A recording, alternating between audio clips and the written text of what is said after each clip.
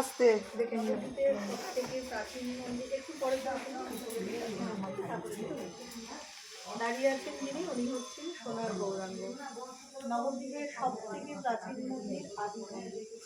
মহাপ্রভু যখন সন্ন্যাসী গিয়েছিলেন তার 5 বছর পর ধামে ফিরে আসেন।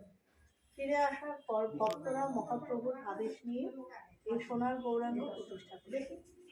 এই বিগ্রহের বয়স 450 থেকে 500 বছর।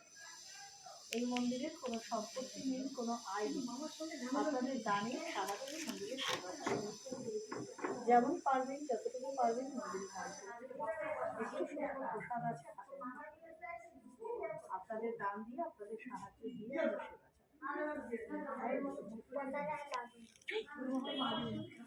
আমরা বাবা এদিকে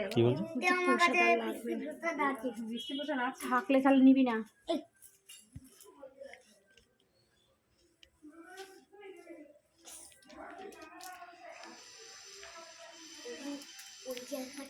একদম পুরনো